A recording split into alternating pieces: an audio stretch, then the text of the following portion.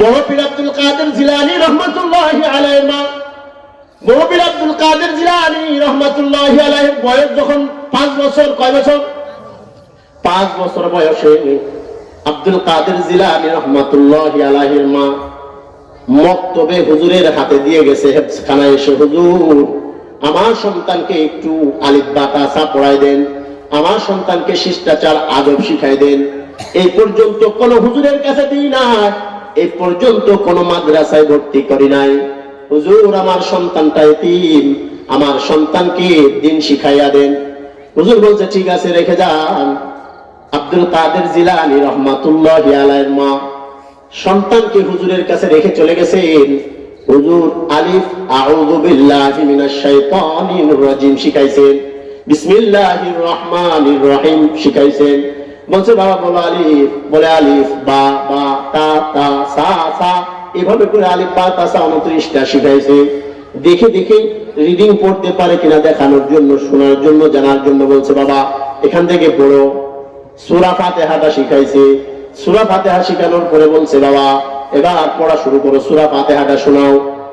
হুজুর সূরা ফাতিহা শোনানোর কথা বলার সাথে সাথে ছোট্ট 5 বছরের সন্তান শুরু করছে আউযু বিল্লাহি মিনাশ শাইতানির রাজিম, বিসমিল্লাহির রহমানির রহিম। আমার সঙ্গে বলেন আউযু বিল্লাহি মিনাশ শাইতানির রাজিম, বিসমিল্লাহির রহমানির রহিম, আলহামদুলিল্লাহি রাব্বিল আলামিন, আর রহমানির রহিম, মালিকি ইয়াউমিদ্দিন, ইয়াকা না'বুদু ওয়া ইয়াকা নাস্তাঈন, ইহদিনাস সিরাতাল মুস্তাকিম, সিরাতাল লাযীনা আন'আমতা আলাইহিম গায়রিল মাগদুবি আলাইহিম ওয়ালাদ-দাল্লিন। হুজুর শিখাইছে সূরা ফাতিহা। কি শিখাইছে? সন্তান আব্দুল কাদের জিলানী রহমাতুল্লাহি আলাইহি সূরা ফাতিহা শেষ করে থামে নাই। উনি পড়া আরম্ভ করছে তো করছে চোখটা বন্ধ করে, এরপরে সূরা বাকারা আরম্ভ করছে, বিসমিল্লাহির রহমানির রহিম, আলিফ লাম মিম, যালিকাল কিতাবু লা রাইবা ফীহি। আল্লাহু আকবার বলেন। হুজুর শিখাইছেন কোন সূরা? সূরা ফাতিহা, আলহামদুলিল্লাহ সূরা। আর উনি সূরা ফাতিহা শেষ করে সূরা বাকারা শুরু করছে।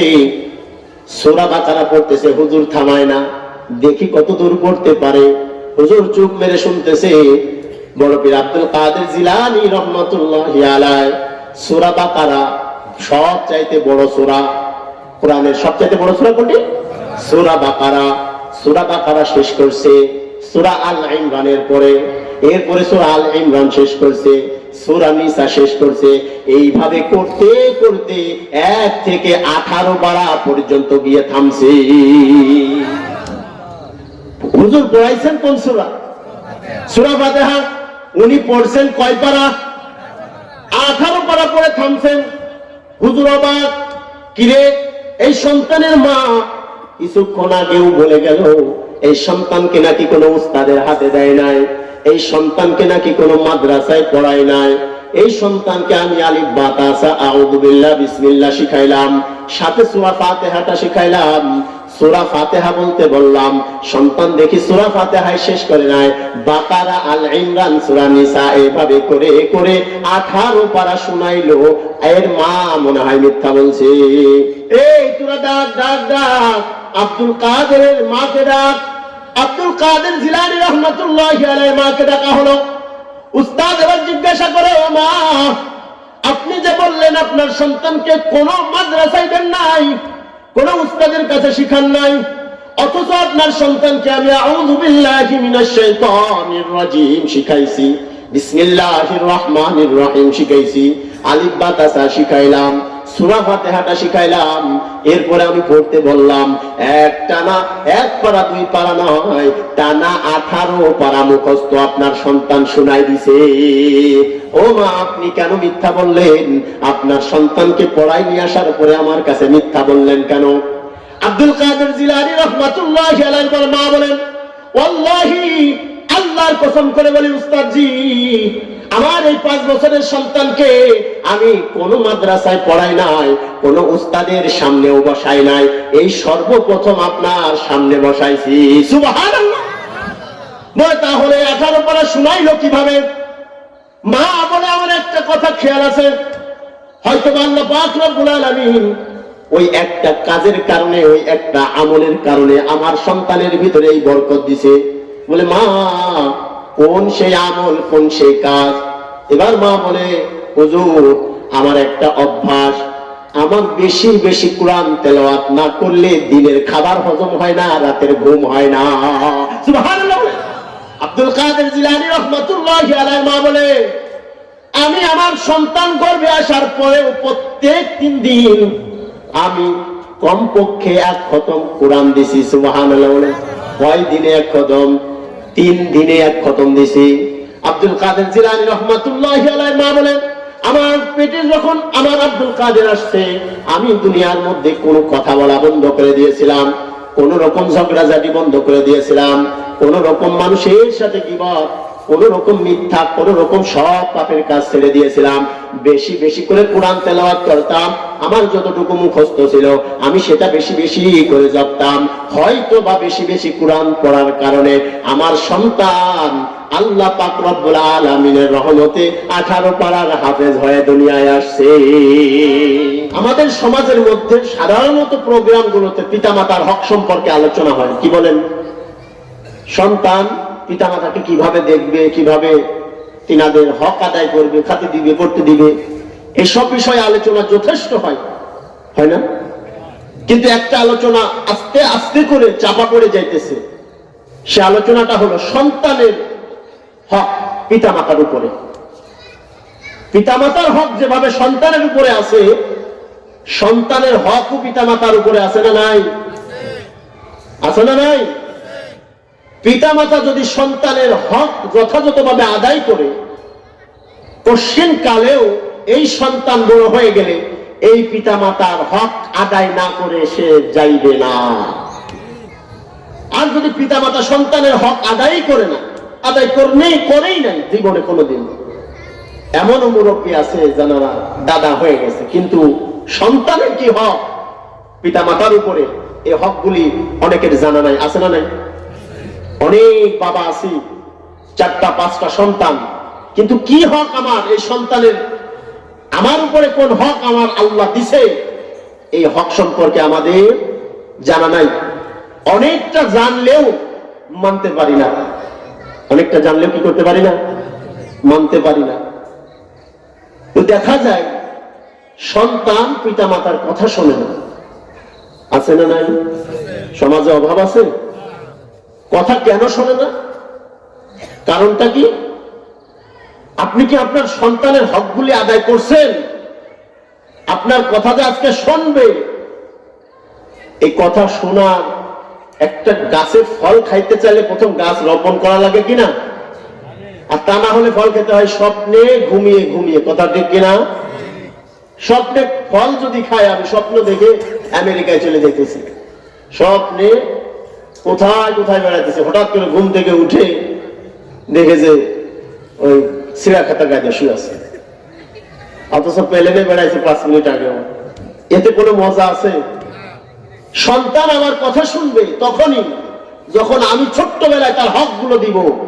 আর যদি না দিই, সারা জীবন আমি এই সন্তান থেকে যদি আমার হকগুলো আমি চাই, বোকামি ছাড়া কোনো কিছুই হবে না।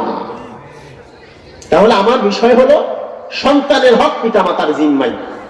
পিতামাতা সন্তানকে কি কি হক দিবে, এই হক সম্পর্কে আলোচনা। বিষয়টা বুঝছেন? আলোচনার বিষয় ক্লিয়ার? পিতামাতা উপরে সন্তানের হকটা, এটা সন্তান দুনিয়ায় আসার পরে না।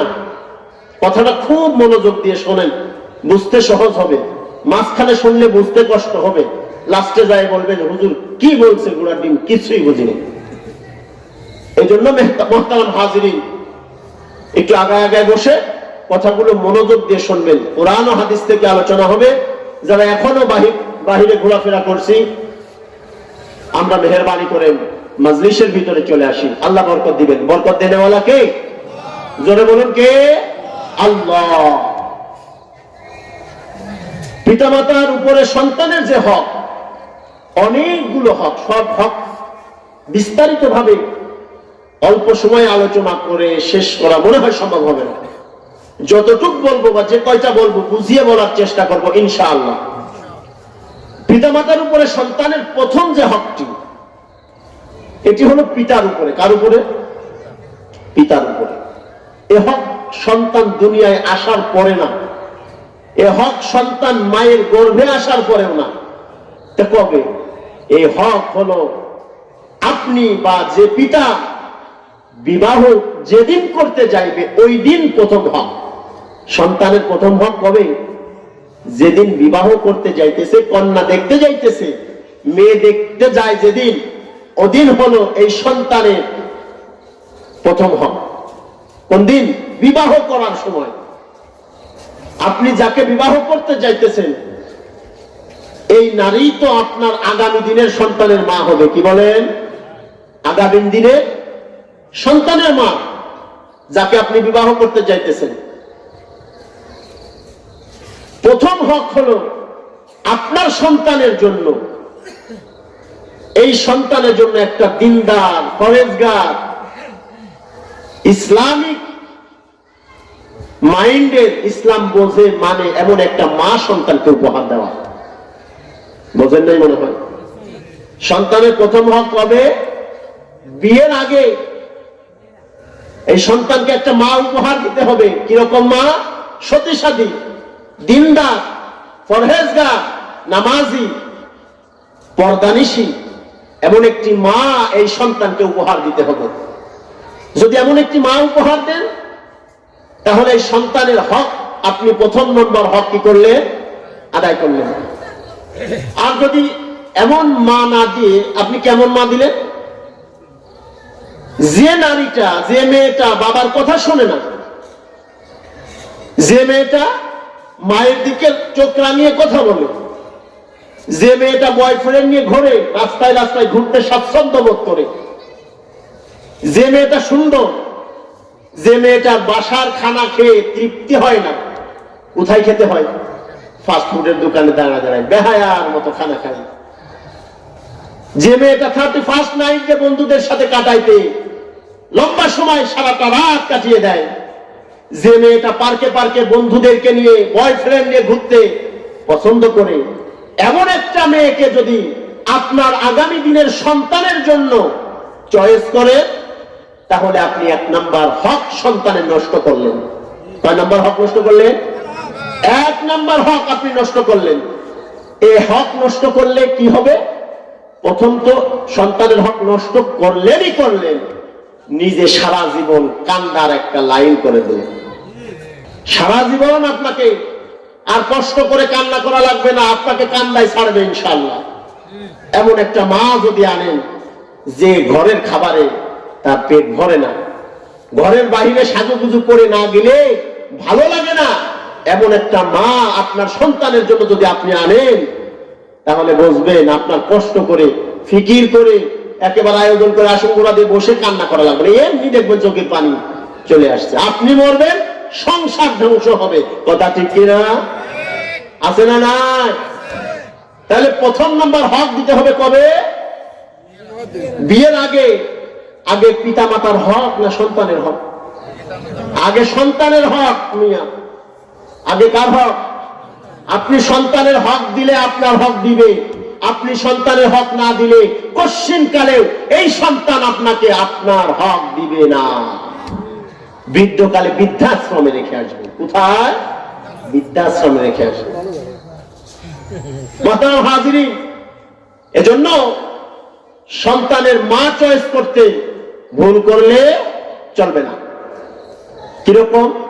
দিনদার, সতীসাধী, পরহেজগার, নামাজি, পর্দানিশী, এমন একটা মা আমার সন্তানের জন্য উপহার দিতে হবে। একটা উদাহরণ দিলে সহজে বুঝবেন। আপনি এরকম একটা বিবাহ করে নিয়ে আসছেন, তাল বেতাল, মনে করছেন যে যাক সুন্দর আছে, নিয়ে আসে বোঝাই বাজায় হুজুর দিয়ে মিলাদ টিলাদ করায় মনে হয় মানায় নিবান ইনশাল্লাহ। কথা বলতে এরকম আছে না? বুজুর্গ হুজুরদের বিয়ে পড়াইছে, জীবনে যা করছে সব ভালো হয়ে যাবে, এই নিয়েতে নিয়ে আসছে। এ কি ভালো হবে? এখন তো গাছ যেটা মোটা হয়ে যায় ওটা বাঁকা হইলে সোজা করা যায়? সোজা করা যায় না। একটা উদাহরণ দিলে বুঝবেন। মনে করেন আপনি বেড়াইতে গেছেন কোন একটা বিখ্যাত জায়গায়, আম গাছে, রাজশাহী আম আছে না, রাজশাহী বেড়াইতে গেছেন, আপনার বন্ধু আপনাকে সুন্দর দেখে খুব রসালো মিষ্টি আম আপনাকে খেতে দিছে, আপনি গালে দিয়ে অবাক, বন্ধু এত স্বাদের আম তো জীবনে খাই নাই, এ আম এর নাম কি? আপনার বন্ধু বলতেছে যে এটা এই বেনানা ম্যাঙ্গো। এটা কি বেনানা ম্যাঙ্গো? না, আমি তো শুনি নাই কোনো, বাড়ি হোক বা ল্যাংড়া যে কোনো একটা বলল, এত স্বাদের আম, আমি তো রিটায়ার করে আসছি, বাড়িতে একটা বাগান করার খেয়াল, তাহলে তুমি কি আমাকে এই আমের চারা দিতে পারবে? বন্ধু বলছে পারবো না কেন, আমি তো আমের জগতেই আছি, এখন তো দেওয়া যাবে না, আম শেষ হোক, কলম দিব, তারপরে তোমাকে চারা দিব। ঠিক আছে, অপেক্ষা করতেছে। 3 মাস পরে ফোন দিছে, বন্ধু আমের চারা নিতে চাইছিলে যে, আসো আমের চারা নিয়ে যাও। আপনি গেছেন রাজশাহী, পিকআপ ভাড়া করে, কি আনতে? আমের চারা আনতে। কেমন আমের চারা? যে আম আপনি জীবনে আর এর আগে খান নাই, এত সুস্বাদু আমের চারা আনতে গেছেন। নিয়ে গেছেন নার্সারিতে, নার্সারিতে নিয়ে যেত আপনি অবাক, এত আমের চারা, এত আমের চারা, কোনটা সুঠাম সুন্দর, পাতা লকলক করতেছে, তরুতাজা আছে না এরকম সুন্দর সুন্দর চারা। বন্ধুকে বলতেছেন, বন্ধু যে আম খাইছিলাম সে আমের চারা কই? ওই কোনা থেকে একটা কাঠি, পাতাও ভালো না, ডালও ভালো না। বলে এটা না। বলে কি কর? এত স্বাদের আমের গাছ এইরকম ল্যাংড়ান উন্নত হওয়ার কথা না, পাশেই আবার একটা খুব সুন্দর তাজা তাজা গাছ, পাতা মোটা মোটা, কাণ্ডটা সুন্দর। বলে বন্ধু তুমি আমাকে এটা দাও। আরে তুমি তো নিবা মিষ্টি আমেরটা, এটা নাও। বলে না, এটাই নাও আমাকে, এটা তো দেখতে সুন্দর। নিয়ে আসছে আল্লাহ বান্দা, ওই ধরনের যতগুলা পাইছে নিয়ে আসছে, বাড়িতে রোপণ করছে। কৃষি বিভাগ থেকে কৃষি এক্সপার্টকে নিয়ে জায়গা পরিদর্শন করছে, জায়গাকে পরিপাটি করছে, সার দিছে, সুন্দরভাবে পরিপাটি করে যা যা পরামর্শ দিছে সব কিছু করে অপেক্ষায় বসে আছে 3 বছর। কয় বছর? 3 বছর অপেক্ষা করতেছে। ওই যে বন্ধুর বাসায় গিয়ে মিষ্টি আম খাইছিল সেই আমের আশায়, তাই না? আমের আশায় বসে আছে। 3 বছর অপেক্ষা করার পর আম বাগিচাটা অনেক সুন্দর একটা বাগিচায় রূপ নিছে। আম বাগিচার ভিতরে দোলনাও লাগাইছে, দোলনায় বসে আর অপেক্ষা করে, আরে কবে মুকুল আসবে, কবে আম ধরবে, নিজের লাগানো আম গাছের সুস্বাদু আম কবে খাবো। 3 বছর ধরে অপেক্ষা করে দোলনায় দোলে আর আশায় বুক বাঁধে। 3 বছর পরে আলহামদুলিল্লাহ গাছে ফল আসছে, সুবহানাল্লাহ। গাছে ফল আসছে, মুরব্বি খুশি হয়ে গেছে, আহ কাঙ্ক্ষিত গাছের কাঙ্ক্ষিত ফল আসছে, এবার হয়তো বা নাতি নাতনিদেরকে নিয়ে আমি আরামে ফলগুলি খাবো। নিজের লাগানো গাছের ফল খেতে বড় সুস্বাদু হয়, কথা ঠিক কিনা? সেদিনও বলতেছে, হুজুর আমার বাড়ির পাশে একটা লাউয়ের জাংলা দিছি, কয়টা লাউ হয়েছে, কালকে একটা লাউ কেটে খাইছি, মুখে লেগে রয়েছে, ঘুমার কায়দা নেই, বেঞ্চাল কাশতি চালে গল্প করতেছে। তার মানে আঙ্গুল যদি আপনি বাড়ি লাগাইছেন যে এই জন্য স্বাদের, বলে হ্যাঁ সার মাটি দিয়া না তো ওই জন্য স্বাদ বেশি। এই লোক এত সার মাটি দিয়ে এই যে 3 বছর অপেক্ষা করলো, স্বাদেরটা খাওয়ার জন্য না অস্বাদেরটা? স্বাদের ফল খাওয়ার জন্য অপেক্ষা করছে, ফলও আসছে, সুন্দর ফল দেখতে খুব দৃষ্টিনন্দিত, একেবারে তাকায় থাকতে ইচ্ছা হয়। ফল পাকছে, নাতি নাতনি ডাকছে, আসো এবার সেই কাঙ্ক্ষিত ফল আমরা সবাই পেড়ে খাবো, সুবহানাল্লাহ। মুরব্বি গাছ থেকে ফল একটা পারছে, আলহামদুলিল্লাহ। ফল একটা পেড়ে চিন্তা করছি, এত কষ্ট করলাম, রাজশাহী গিয়ে ফলের চারা আনলাম, কৃষি বিভাগ থেকে এক্সপার্ট এনে মাটি সুন্দর করে পরিচর্যা করে গাছ লাগালাম, গাছের যত ট্রিটমেন্ট আছে সব করলাম, তাহলে ফলটা একটু আমি প্রথমে মুখে দিই। আল্লাহর বান্দা ফলটা ছিঁড়ে মুখে লাগাই দিছে, পাকা ফল লাগানোর সাথে সাথে আল্লাহর বান্দার মুখেও খবর, চোখেও খবর। মুখেও খবর কত কেন? অতিরিক্ত টক হলে খালি মুখে খবর হয় না, খবর কোথায়ও যায় পৌঁছায়, চোখেও যায় পৌঁছায়। চোখ দিয়ে পানি বেড়ে গেছে, হায় হায় এত কষ্ট করে রাজশাহী গিয়ে ফলের চারা আনলাম, মিষ্টি ফলের আশায় মাটিটা কত সার মাটি দিয়ে পরিচর্যা করলাম, গাছে যত গাছ স্প্রে করার কথা বলছে একবার বাদ দিই নাই, এত ট্রিটমেন্ট করছি, এত মিষ্টি আম খেয়ে আসলাম, কিন্তু এখন দেখি আম মিষ্টি না, জম্মের চুকা হওয়ার কারণে আমার গালেও খবর, চোখেও খবর। বলেন তো, পরিচর্যার অভাব ছিল? মাটির অভাব ছিল? ট্রিটমেন্টের কোন অভাব ছিল?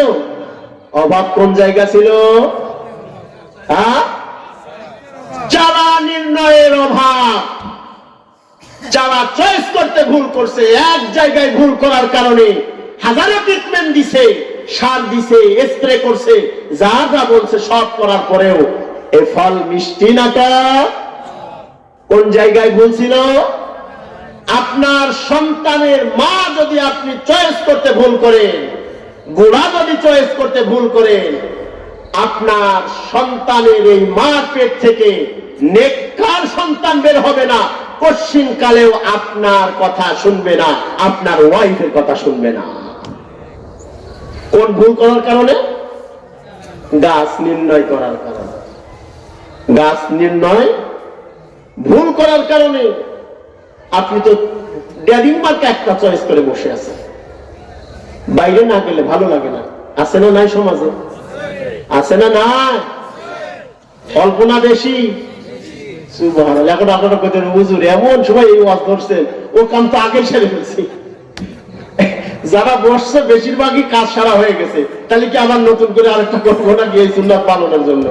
না না বাবা, ওটাও বলতেছি, ওটাও সমাধানও আছে ইনশাল্লাহ।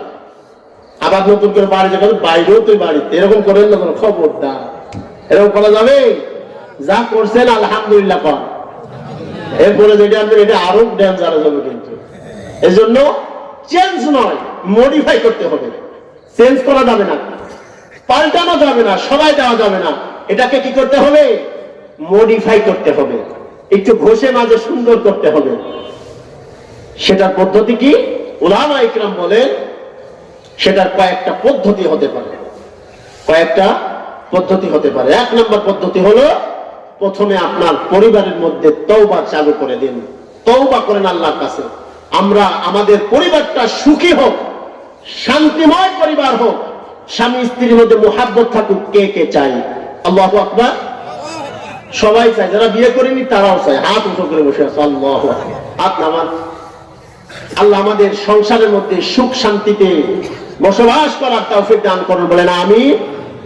তাহলে আমরা যেহেতু সবাই সুখ শান্তি চাই, তাহলে আমাদের ওটা তো চেঞ্জ করার সুযোগ নেই, ওটা কি করতে হবে?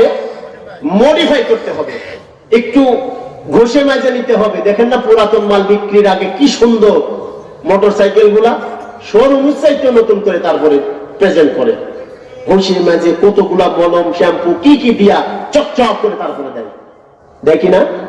তাহলে আমাকে ওইভাবে করে সুন্দর করে একটু মডিফাই করলে দেখবেন আপনার এই স্ত্রী ইসলামিক হয়ে গেছে। আপনার সন্তান কথা শোনে না, এখন থেকে দেখবেন কথা শোনা শুরু হয়ে গেছে। সুবহানাল্লাহ। এক নম্বর কাজ হলো তওবা করতে হবে আল্লাহর কাছে। কার কাছে?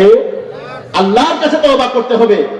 আল্লাহ, ওই এক নম্বরে গাছ চয়েস করতে ভুল করে ফেলেছিলাম, জিন্দেগি শেষ, সন্তানাদি কথা শোনে না, আপনার কাছে তওবা করতেছি মাবুদ, আমাদের সবাইকে মাফ করে দেন, সুখী শান্তিতে বসবাসের সুযোগ করে দেন। সুবহানাল্লাহ।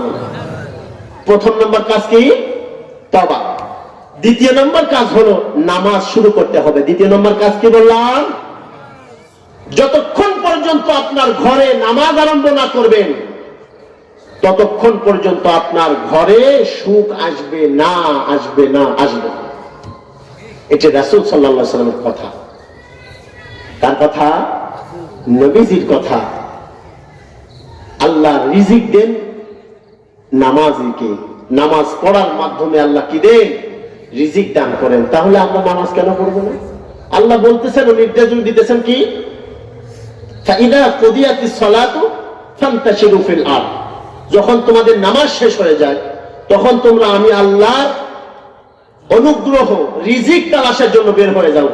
কখন বের হতে বলছে? ঘুম থেকে উঠে। কখন? তাহলে আল্লাহর নির্দেশ নামাজ পড়ে বের হও। আমি যদি নামাজ পড়ে বের হই, রিজিক দিবেন কে? আল্লাহ। আমার আগের আলোচকের আলোচনা কেমন লাগছে? অনেক ভালো, আলহামদুলিল্লাহ বলেন। আমলি মানুষ, উনি কিন্তু বলে গেছেন কথাগুলো, খুব গুরুত্বপূর্ণ কথা উনি বলছেন। আল্লাহ আমাদেরকে আমল করার তৌফিক দান করুন, বলেন আমিন। তাহলে নামাজের মাধ্যমে আমরা আল্লাহর কাছে সাহায্য চাইব। 3 নাম্বার হলো, আজকে থেকে আপনার ঘরে কিতাবি তালিম চালু করে দেন। কি বললাম? কিতাবি তালিম। যে কোনো কিতাব উলামা ইকরামের কাছ থেকে জেনে নেবেন যে হুজুর আমি কোন কিতাব পড়ব আমার পরিবার ঠিক হওয়ার জন্য, আমার ছেলে মেয়ে কথা শোনার জন্য, আমার স্ত্রী আমার কথা শুনবে, মুহাব্বত বাড়বে, কোন কিতাব পড়লে ভালো হয়? কিতাবি তালিম। যে কোনো কিতাব, ফাজাইলে আমল হতে পারে, আর রাহিকুল মাখতুম হতে পারে, হিকায়াতে সাহাবা হতে পারে, বুঝলেন, কাসাসুন নবিয়্যিন হতে পারে। যে কোনো কিতাব আপনি চালু করে দেন, যে কোনো সময় 10 মিনিট, 5 মিনিট, 15 মিনিট যদি কিতাবি তালিম আপনার ঘরে চালু করে, দেখবেন আপনার ঘরের ভিতরে শান্তি, রহমতের বাতাস চালু হয়ে গেছে। সুবহানাল্লাহ। এটা বিশ্বাস হয় না আপনার কাছে? হয় না? একটা উদাহরণ দিই। এই গত 20 সালের দিকে একটা রিপোর্ট আসছিল লন্ডনের, ইংল্যান্ডের। এখানে বাংলাদেশের, সিলেটের মানুষ বেশি, প্রায় 6 লক্ষ মানুষ লন্ডনে থাকে। সেই জায়গায় সিলেটি মানুষ বেশি, 90% প্রায় সিলেটি মানুষ। ওই জায়গার সবাই তো ইংলিশ মিডিয়ামে ওখানে পড়া, সব তো ইংলিশ, তাই না? স্যারেরা জিজ্ঞাসা করতেছে, বাবু তুমি বড় হলে কি হবে? বলে আমি ডাক্তার হব। ও বাবু তুমি বড় হলে কি হবে? বলে আমি ইঞ্জিনিয়ার হব। তুমি কি হবে? বলে আমি আপনাদের মতো টিচার হব। কর্নারের এক সন্তান তাকে জিজ্ঞাসা করে, তার বাড়ি হলো বাংলাদেশের সিলেটে। জিজ্ঞাসা করে, বাবু তুমি বড় হলে কি হবে? বলে আমি বড় হলে সাহাবী হব। সুবহানাল্লাহ। বড় হলে কি হতে চায়? বলে আমি বড় হলে সাহাবী হতে চাই। স্যারেরা তো থমে মেরে গেছে, কি সাহাবী আবার কোন ডিগ্রি? ডাক্তারের ডিগ্রি আমরা জানি, ইঞ্জিনিয়ারের ডিগ্রি আমরা জানি, আরে টিচারের ডিগ্রি আমরা জানি, কত রকম ডিগ্রি শুনলাম জীবনে, কিন্তু সাহাবী নামের ডিগ্রিতে কোনোদিন শুনি নাই। শুনছে নাকি ওরা? সাহাবী কোন ডিগ্রি? বাবু তুমি যে সাহাবী হতে চাও, সাহাবী এবার কোন ডিগ্রি কোথায় পাওয়া যায়, কোন কলেজে শিখায়? বাবু বলে আমি তো জানি না। বলে তুমি যে সাহাবী হতে চাও, তাহলে ডিগ্রির নাম জানে কে? বলে আমি জানি না, আমার আব্বু জানে। এবার টিচাররা বলল, ও সোনামণি, আগামীকাল তোমার বাবার সঙ্গে দেখা করার জন্য তোমাদের বাসায় যাব। সন্তান বাড়িতে এসে বলছে, আব্বু আগামীকাল আমাদের টিচাররা আপনার সঙ্গে দেখা করার জন্য আসবে, চা খাওয়ার জন্য আসবে। সন্তানের পিতা মুসলমান, বাংলাদেশি মানুষ। পরের দিন টিচাররা আসছে, আসার পরে জিজ্ঞাসা করছে, ভাই একজনের কাছে জিজ্ঞাসা করলাম, শোনা তুমি বড় হলে কি হবে? সে বলে ডাক্তার। তুমি কি হবে বড় হলে? বলে ডাক্তার নয়, ইঞ্জিনিয়ার। তুমি কি হবে? বলে আমি টিচার। তুমি কি হবে? আমি পাইলট। আপনার সন্তান বলল সে নাকি সাহাবী হবে। আমরা জিজ্ঞাসা করলাম, সাহাবী কোন ডিগ্রি কোথায় পাওয়া যায়, কোন কলেজে শিখায়? সাহাবী আপনারা চিনেন? সাহাবী চিনেন? চেনেন না সাহাবী? ঈমানের সাথে যে সমস্ত ব্যক্তিগণ নবীজিকে দেখছেন, যারা ঈমানের সাথে নবীজিকে দেখছেন, আর যাদেরকে নবীজি ঈমানের সাথে দেখছেন, নবীজি যাদের ঈমান থাকা অবস্থায় নবীজি দেখছেন, কাফেরদেরকে না।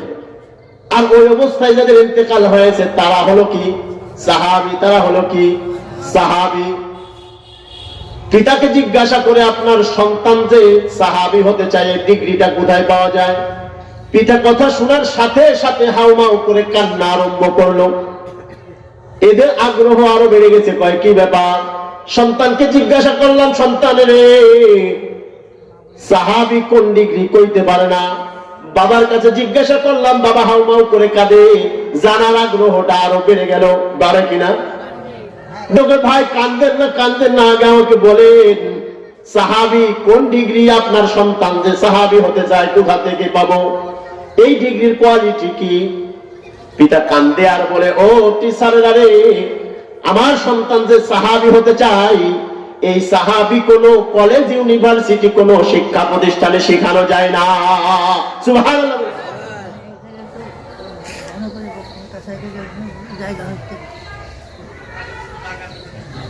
মা বোনেদের প্যান্ডেল থেকে আওয়াজ শোনা যাইতেছে, মেহেরবানি করে আমরা সবাই একটু আগায় বসি, সবাই আগায় জিকির করে লা ইলাহা ইল্লাল্লাহ লা ইলাহা।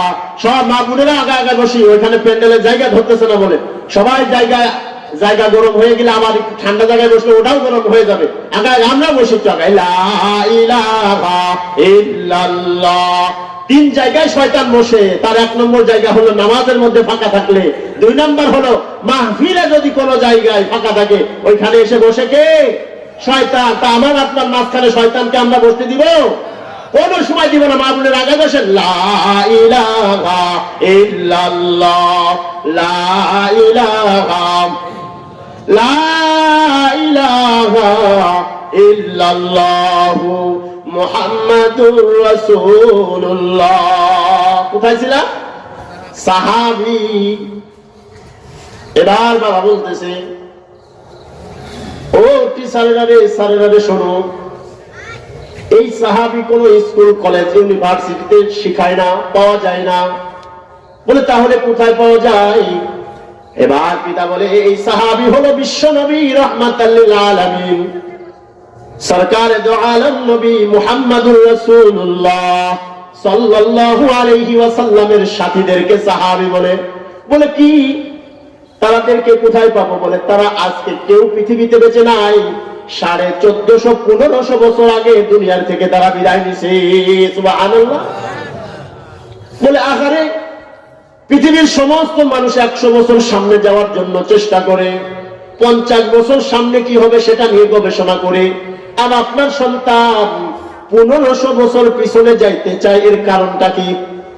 এবার পিতা ডাক দিয়ে স্যারেদেরকে বলে, স্যারেরা রে, আমার সন্তান 1500 বছর পিছনে যাইতে চায় না।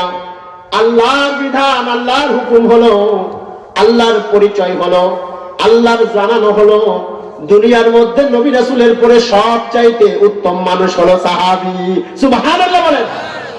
নবী রাসূলের পরে সবচাইতে উত্তম ব্যক্তি হলেন, তারা হলো কি? সাহাবী। বলে আমার সন্তান পিছনে যাইতে চায় না, বরং আমার সন্তান দুনিয়ার মধ্যে নবী রাসূলদের পরে যে উত্তম ব্যক্তি সেই কাতারে শামিল হতে চায়। চুরি করবে না, ডাকাতি করবে না, জিনা করবে না, পাপ করবে না।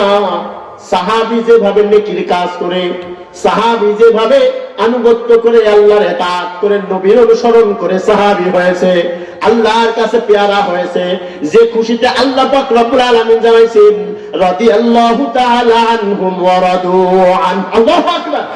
আল্লাহ বলতেছেন জান্নাতুন তাজরি মিন তাহতিহাল আনহার খালিদিনা ফিহা আবাদা রাদিয়াল্লাহু আনহুম ওয়া রাদু আন যালিকা লিমান খাশিয়া রাব্বাহ। আল্লাহু আকবার। আল্লাহ খুশি হয়ে জান্নাতের সুসংবাদ দিতেছেন, আর সাহাবীদের সাথে বলতেছেন, ও দুনিয়ার মানুষ শোনো, আমি আমার সাহাবীদের উপরে খুশি, আমার সাহাবীরাও আমি আল্লাহর উপরে খুশি। এমন সাহাবী আমার সন্তান হতে চায়, তার মানে পিছনে যাইতে চায় না, মানুষের মতো মানুষ হতে চায়, সুদখোর মানুষ হতে চায় না। স্যারেরা বুঝছে, বুঝে বলছে, না ঠিক আছে, আপনার সন্তানের হিসাব নিকাশ বড় বড্ড ঠিক আছে, তা আপনার সন্তান যে সাহাবী হতে চাই, এই থিওরিটা পাইলো কোথা থেকে, জানলো কোথা থেকে? এবার বাবা ডাক দিয়ে বলে, স্যার, আমার সন্তানকে আমার ঘরের ভিতরে প্রত্যেকদিন আমি কিতাবি তালিম দিই। কি দিই? কিতাবি তালিম দিই। ওই কিতাব পড়ে, মাঝে মাঝে শোনে, মাঝে মাঝে পড়ে, মাঝে মাঝে শোনে। শুনতে শুনতে ওই যে সাহাবীদের চরিত্রটা তার ভিতরে এমন ভাবে বিচ্ছে, এমন ভাবে গাচ্ছে, সে এখন সাহাবী হতে চায়। কিসের বদৌলতে? কিতাব চালু করার কারণে। তা আমরা যে ওই যে একটা আনছি না, ওগুলো এখন ঠিক করবো কিভাবে? কিতাবি তালিম চালু করলে ইনশাআল্লাহ ঠিক হয়ে যাবে। ইংল্যান্ড মুসলিম রাষ্ট্র, লন্ডন মুসলিম রাষ্ট্র, সব খ্রিস্টান, অন্যান্য ধর্মের মানুষ। সেই জায়গা থেকে একজন মুসলমানের সন্তান কি হতে চায়? সাহাবী হতে চায়। আর বাংলাদেশে মুসলমানের সন্তান নাস্তিক হয়ে যায়। কথা ঠিক কিনা? এর কারণ কি?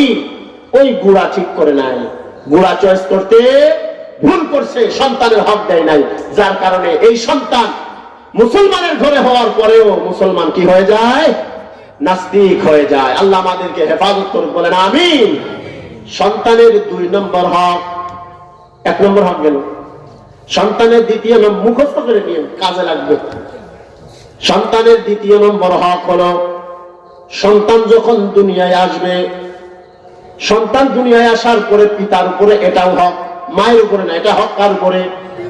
পিতার উপরে। সন্তান হোক সেটা মেয়ে বা ছেলে, ছেলে হোক বা মেয়ে হোক, পিতার উপরে জিম্মাদার হলো ওই সন্তানকে সব আওয়াজ কানে যাওয়ার আগে প্রথমে ডান কানে আজান আর বাম কানে ইকামত শোনানো। ডান কানে আজান আর বাম কানে ইকামত দেওয়া কার জিম্মাদার? এই জিম্মাদার কার? বাবার উপরে। পিতা, অনেক পিতা এই ভুলগুলো করে যে সন্তান দুনিয়ায় আসার পরে খুশি হয়ে যায়, এমন খুশি হয় দৌড় দিয়ে আগে যায় মিষ্টির দোকানে মিষ্টি আনতে। এদিক থেকে সন্তানের ডান কানে আজান, বাম কানে ইকামত দেওয়ার কথা মনেই থাকে না। আছে না নাই?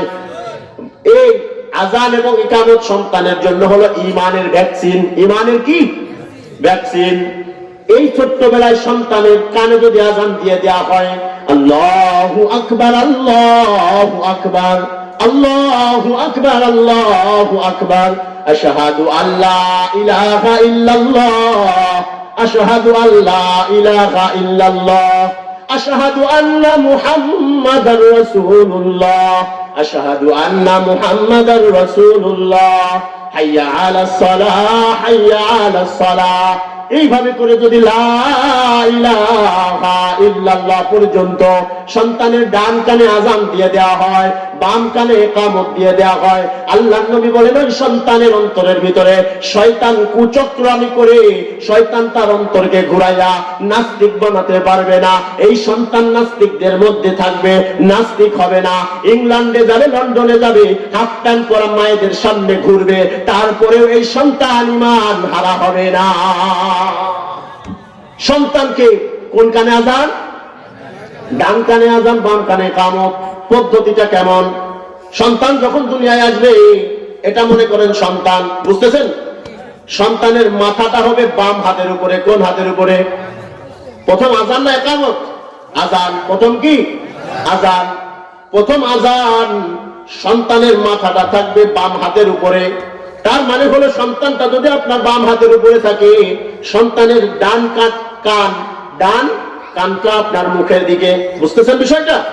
এবার আজান দেন, আল্লাহু আকবার, আল্লাহু আকবার, জোরে সরে না, একবারে আজান পারি বলে মানে দিতেছি, তালা টালা ফেটে ফেলে যাবে, এরকম না।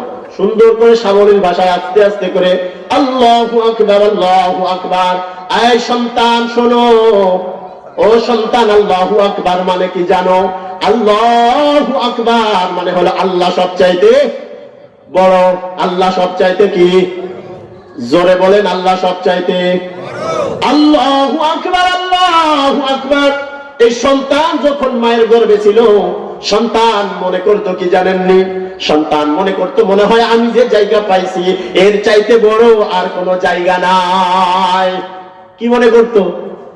এর চাইতে বড় আর কোনো জায়গা নাই। মায়ের গর্ভে থাকা অবস্থায় একবার লাথি দেয়, একবার কাঠ হয়, এদিকতে মা কষ্টে ব্যথা পায়, মা কষ্টে কুতরায় কাতরায়, কিন্তু সন্তান মনে করতেছে আমি সব চাইতে বড় জায়গায় আছি। কিছুদিন পরে যখন সন্তান দুনিয়ায় আসে, আরে দুনিয়ার হাফ ভাব এত বিশাল জায়গা দেখে চিন্তা করে কোন জায়গায় ছিলাম রে, ও তো দেখি একেবারে সামান্য জায়গা। কথা ঠিক কিনা? এইটাই মনে হয় বড়।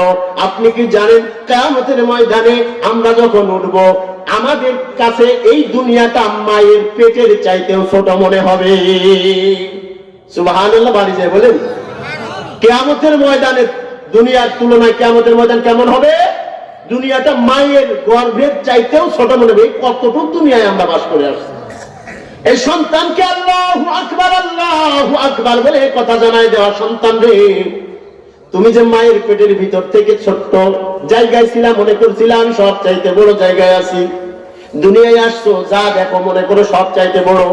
গাছ দেখো, তখন তো কিছু বোঝো নাই, দেখছো কত কি দেখা যায়, মনে করছো এই তো মনে হয় সব চাইতে বড়। বড় হইতেছো, এক একটা জিনিস দেখতেছো, মনে করতেছো এই তো মনে হয় বড়, কিন্তু সব বড় বড় নয়। বড় হলো আমার আল্লাহ রাহমাতাল লিল আলামিন। নবী বলেন এই সন্তানকে যখন আল্লাহু আকবার ধ্বনি শিখাই দিবে, এই সন্তান মৌতের আগ পর্যন্ত বলতে থাকবে আল্লাহু আকবার, মানে আল্লাহ বড়, সবচেয়ে বড় কে? আল্লাহ। আশহাদু আল্লা ইলাহা ইল্লাল্লাহ। আরে সাক্ষ্যটা যখন সন্তানের কানে পৌঁছায় দেয়া হবে যে আমি সাক্ষ্য দিতেছি আশহাদু আল্লা ইলাহা ইল্লাল্লাহ, আমার রব হলেন কে? জোরে বলেন আমাদের ইলাহ কে? আমাদের প্রতিপালক কে? সৃষ্টিকর্তা কে? আর জোরে কোন সৃষ্টিকর্তা কে? একটা মজা নিয়ে আল্লাহকে একটা ডাক দেন আল্লাহ। আর জোরে বলেন আল্লাহ। এই সন্তানকে যখন আমি এই কথা শিখাই দিব আশহাদু আল্লাহ ইলাহা ইল্লাল্লাহ, ও সন্তান আমাদের আল্লাহ ছাড়া কোনো মাবুদ নাই, আমি সাক্ষ্য দিতেছি আল্লাহ হলেন আমাদের রব। আশহাদু আন্না মুহাম্মাদুর রাসূলুল্লাহ, ও সন্তান আমাদের নবী হলেন মুহাম্মাদুর রাসূলুল্লাহ সাল্লাল্লাহু আলাইহি ওয়াসাল্লাম। এই সময় আমি যে শিখাই দিতেছি, জন্মের সময় মরণের পরেও তিনটা প্রশ্ন করবে, মান রব্বুকা। ছোট্টবেলায় আপনি আপনার সন্তানের কানে যে দিছেন আল্লাহু আকবার আশহাদু আল্লাহ ইলাহা ইল্লাল্লাহ, ঈমানদার ঈমান নিয়ে থাকবে। মরণের পরে জিজ্ঞাসা করবে মান রব্বুকা, তোমার রবকে। ওই ছোট্টবেলা শোনার সেই শব্দ আশহাদু আল্লাহ ইলাহা ইল্লাল্লাহ, আমাদের রব হলো আল্লাহ। ফেরেশতা জিজ্ঞাসা করতে দেরি করবে, এই মুমিন বান্দা মুখ থেকে বের করতে দেরি করবে না, রব্বি আল্লাহ। আল্লাহু আকবার। বান্দা যখন বের করে বলবে আমার রব হলো আল্লাহ, আমার রবকে, এই কথা বলবে না হা হা লা আদরি, ও ফেরেশতা তোমরা কি জিজ্ঞাসা করো আমি পারি না, এ কথা সন্তান বলবে না। কারণ কি? ওই যে ছোট্টবেলায় কানের ভিতরে ঈমানের ডোজ দিয়ে দিয়েছিলেন, ঈমানের ভ্যাকসিন দিয়েছিল, ওই ছোট্টবেলার ঈমানের ভ্যাকসিনটা কাজে লাগবে কোন জায়গায় গিয়ে? কবরে গিয়ে। আশহাদু আন্না মুহাম্মাদার রাসূলুল্লাহ, আমি যখন সন্তানের কানে আশহাদু আন্না মুহাম্মাদার রাসূলুল্লাহ বলে দিছি, মরণের পরে জিজ্ঞাসা করবে মান হাদার রাজুলুল্লাযী বুইসা ফীকুম, ওই লোককে নবীজিকে দেখানো হবে আর বলা হবে এই লোককে। অথবা বলবে মান হাদার রাজুল, এই ব্যক্তিকে। এই বান্দা যদি, এই বান্দার কানে যদি, আপনার সন্তানের কানে যদি আপনি আশহাদু আন্না মুহাম্মাদার রাসূলুল্লাহর শব্দ শোনাই দিতে পারেন, এই ঈমানের ভ্যাকসিনটা লাগাই দিতে পারেন, মরণের পরে ফেরেশতা যখন জিজ্ঞাসা করবে মান হাদার রাজুলুল্লাযী বুইসা ফীকুম, ওই লোকটিকে যাকে তোমাদের কাছে প্রেরণ করা হয়েছিল, ওই বান্দা সাথে সাথে উত্তর দিবে মুহাম্মাদুর রাসূলুল্লাহ। সুবহানাল্লাহ বলেন। আশহাদু আন্না মুহাম্মাদার রাসূলুল্লাহ, হাইয়া আলাস সালাহ, মানে কি নামাজের দিকে আসো। হাইয়া আলাল ফালাহ, মানে কি কল্যাণের দিকে আসো। মুয়াজ্জিন আল্লাহর পক্ষ থেকে ডাকে, তার মানে দিনে আসো, দিনের ভিতরে ঢোকো, দিনের ভিতরে ঢোকো। এই প্রশ্নটাও কিয়ামতের ময়দানে মরণের পরে কবরের ভিতরে ফেরেশতারা জিজ্ঞাসা করবে মান রব্বুকা মান দীনুকা, তোমার দিন কি? ওই যে আমল করছে, যখনই আযান হইছে আশহাদু হাইয়া আলাল ফালাহ হাইয়া আলাস সালাহ, তখনই ওই বান্দা নামাজের ভিতরে আসছে, মানে দিনের ভিতরে আসছে, মানে কি দিনের ভিতরে আসছে। যখন জিজ্ঞাসা করবে মান দিনুকা, তোমার দিন কি, আল্লাহর কসম এই যে সন্তানের কানে আপনি ঈমানের ভ্যাকসিনটা দিয়া দিলেন, আর জীবনভর নামাজি যদি হয়ে থাকে, এই বান্দাকে যখন জিজ্ঞাসা করবে মান দিনুকা, তখন বান্দার মুখ থেকে আপসে বের হয়ে যাবে দিনিয়াল ইসলাম। সুবহানাল্লাহ। তার মানে আজকে আপনার সন্তানের হক যদি আপনি না দিয়ে থাকেন, এই সন্তান বড় হবে ঠিক, কিন্তু আপনার কথা শুনবে না। এই সন্তান বড় হবে ঠিক, কিন্তু আপনার হক আদায় করবে না। এই সন্তান বড় হবে ঠিক, কিন্তু তার মায়ের কথা শুনবে না। এই সন্তান বড় হবে ঠিক, কিন্তু সমাজের মধ্যে উচ্ছৃঙ্খল সন্তান হবে। কি কারণে? সন্তানের হক না দেওয়ার কারণে। এবার বাম হাতে সন্তানের মাথাটা থাকবে, আযানটা দিতে হবে। এরপরে কি? ইকামত। এরপরে কি? মাথাটা ঘুরাইতে হবে। ডান হাতের উপরে এবার মাথা থাকবে। কোন হাতের উপরে? ডান হাতের উপরে মাথা থাকবে। আযানের পরে নামাজের আগে ইকামত যেভাবে দেয়, আল্লাহু আকবার, আল্লাহু আকবার, আল্লাহু আকবার, আল্লাহু আকবার, আশহাদু আল্লা ইলাহা ইল্লাল্লাহ, আশহাদু আল্লা ইলাহা ইল্লাল্লাহ, আশহাদু আন্না মুহাম্মাদার রাসূলুল্লাহ, আশহাদু আন্না মুহাম্মাদার রাসূলুল্লাহ, হাইয়া আলাস সালাহ, হাইয়া আলাস সালাহ, হাইয়া আলাল ফালাহ, হাইয়া আলাল ফালাহ, قد قامت الصلاة قد قامت الصلاة, আল্লাহু আকবার, আল্লাহু আকবার, লা ইলাহা ইল্লাল্লাহ। যেভাবে করে ইকামত দেওয়া হয় সন্তানের বাম কানে, সেইভাবে ইকামত দিতে হবে। তাহলে ইকামত দেওয়ার সময় সন্তানের মাথাটা কোন হাতে থাকবে? ডান হাতে। আযান দেওয়ার সময় সন্তানের মাথা বাম হাতে। মনে থাকবে তো ইনশাআল্লাহ? সন্তানের হক পিতা মাতার উপরে কয়টা হলো? কয়টা হলো? এক নম্বরটা চয়েস করতে হবে। মাশাআল্লাহ, খুব সুন্দর ধরছে। মা চয়েস করতে হবে। আর দুই নম্বর আযান ইকামত দিতে হবে। যেদিন জন্ম নেবে, যখন জন্ম নেবে, সাথে সাথে। আপনারা জানেন শরীরের যত অঙ্গ প্রত্যঙ্গ আছে, সব অঙ্গ প্রত্যঙ্গের মধ্যে কান সর্বপ্রথম কাজ করে। কোনটায় কাজ করে? কান। তাফসীরের কিতাবের ভিতরে আসছে কান সর্বপ্রথম কাজ করে। এই জন্যই রাসূল সাল্লাল্লাহু আলাইহি ওয়াসাল্লাম বলছেন, যখন কান খুলছে তখনই তাওহীদ, রিসালাত, আল্লাহর কথা, নবীজির কথা তার কানে ঢুকাই দাও। সে আর নাস্তিক হবে না, সে আর বদ্দিন হবে না, সে পিতামাতার হক আদায় নাকারী সন্তানদের ভিতরে হবে না। সে একটা ভদ্র, নম্র, পিতামাতার কথা শুননেওয়ালা এমন সন্তান দুনিয়ার মধ্যে প্রশংসিত সন্তান হয়ে যাবে। বলেন না সুবহানাল্লাহ। তাহলে কয় নম্বর হক? দুই নম্বর। তিন নম্বর হক, তিন নম্বর হক যাদের সামর্থ্য আছে তাদের উপর, যাদের সামর্থ্য নেই তাদের লাগবে না। তিন নম্বর হলো সপ্তম দিনে। কোন দিনে? 7 দিন পরে না, অনেকে 7 দিনের দিন বলে, অনেকে সপ্তম দিন। সপ্তম দিন মানে হলো 7 দিনের দিন। কোন দিনের দিন? মনে করেন শুক্রবারে জন্ম নিছে সন্তান, তাহলে 7 দিনের দিন কি বারে হিসাব করে বলুন তো? হ্যাঁ, মাশাআল্লাহ। যেদিন জন্ম নিবে তার আগের দিন, তারপরে সপ্তাহ আগের দিন হলো সপ্তম দিন হয়। এই 7 দিনের দিন 3 নম্বর হক। সেটি কি? এই সন্তানের ছেলে হলে 2টি খাসি, মেয়ে হলে 1টি খাসি দিয়ে আকিকা করতে হবে। কি করতে হবে? আকিকা করতে হবে। আর মাথার চুল মুন্ডায়া এই চুল পরিমাণ সোনা অথবা রূপা আল্লাহ রাস্তায় সদকা করতে হবে। বুঝছেন? কয়জন করছেন? যা দেখতেছি সবার ছেলে মেয়ে আছে। এই যে 3টা হক আদায় করার কথা বললাম, কয়জনে করছেন বলেন? 3টাই করছে। হ্যাঁ, কথা শুনবে কিভাবে বলেন তো বাবা? হ্যাঁ, আবার নতুন বিয়ে করার কথা কইেন না, খবরদার। বুড়ো কালে কথা কইলে কিন্তু বলবো আমার এখানে হুজুরের দাম নাই, হুজুর এসে কি ওয়াজ করে দিয়ে গেল, বুড়ো করে পাগল বানাই দিচ্ছে, যে নতুন করে হক আদায় করতে চাই। খবর না, কি বলতে হবে? চেঞ্জ নয়, কি মডিফাই। চেঞ্জ নয়, মডিফাই করতে হবে কিতাবি তালিমের মাধ্যমে, কিতাবি তালিমের মাধ্যমে। তাহলে 3 নম্বর হক, যাদের সামর্থ্য আছে আমরা কি করব? আকিকা করব। কি করব? সামর্থ্য যাদের নাই তাদেরকে 7 দিনের দিন যদি না পারা যায় 14 দিন, 14তম দিনে, 14তম দিনে যদি না পারা যায় হাদিস শরীফে আছে 21তম দিনে। এরপরেও যদি না পারা যায় জীবনে যে কোনো সময় পারলে করে দিবে, আল্লাহ চাহে তো কবুল করে নেবেন। সুবহানাল্লাহ বলেন। আর মাথার চুল, মাথা মনে হয় ঘুরে গেছে, মাথার চুল বাবা এতখানি সোনা রূপা দাম এই অল্প একটু আসে, মাথার যদি চুল ভিজায় মুন্ডানো হয় এটা শুকাই নেবেন, শুকানোর পরে স্বর্ণকারের দোকানে গিয়ে ওজন দিবেন, দেখবেন যে 1-2 ওই যে রতি না কি কয় 400-500 টাকা 700 টাকা কি আসবে, ওই চুলের ওজনে সোনা বা রূপা আসবে সামর্থ্য অনুযায়ী। এটা হলো সামর্থ্য অনুযায়ী। কয় নম্বর হক? 3 নম্বর।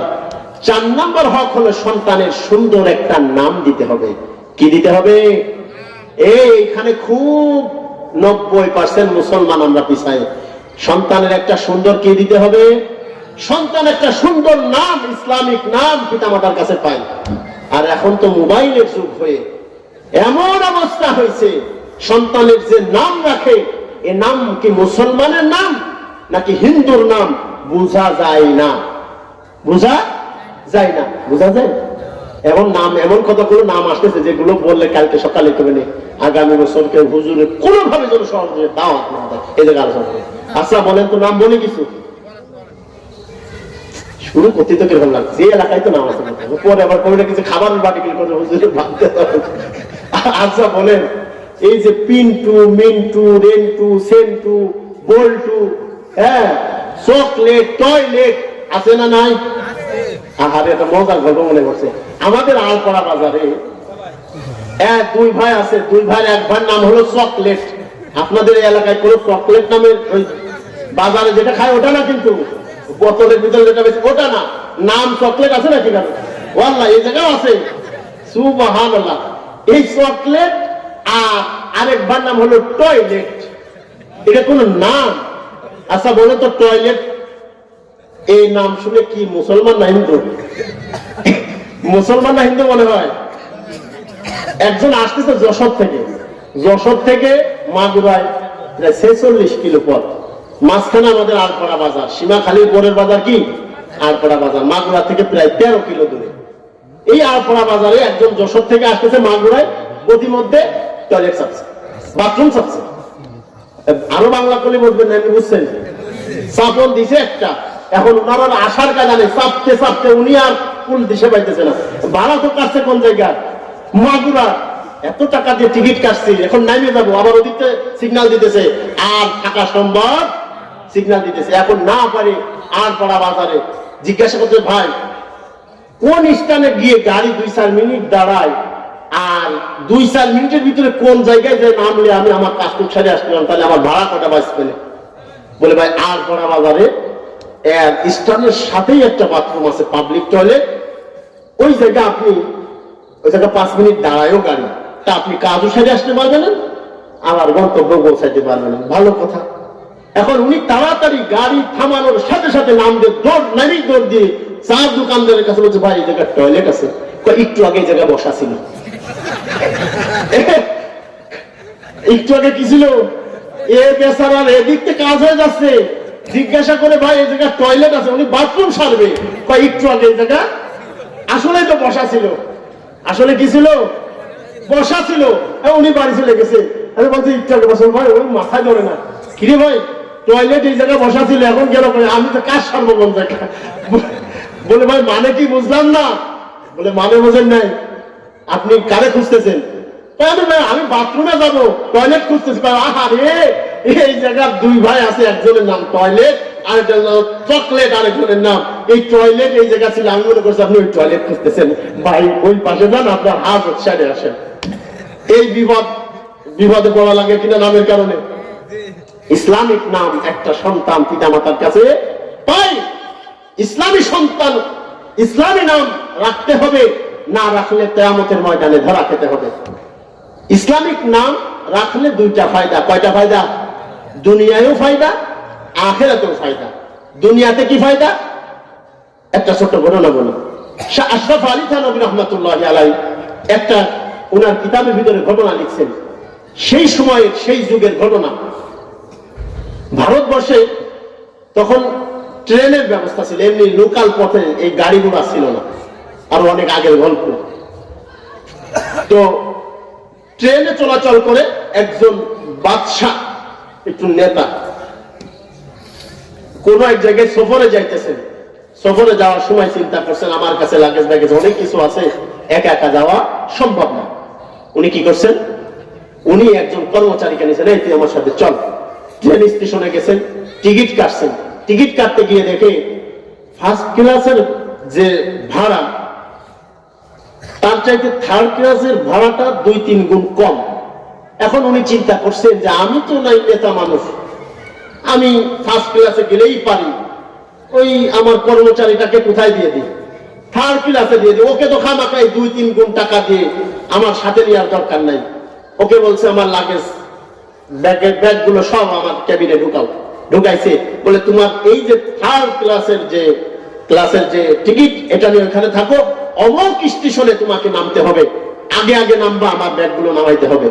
তোমরা তো আবার একটু ঘুমাও বেশি, খবরদার ঘুমায় না কিন্তু। সুন্দর করে বুঝাই দিয়ে ওনাকে ওনার জায়গায় আর ইনি ইনার জায়গায় উঠে পড়ছে। ট্রেন চলা শুরু করছে।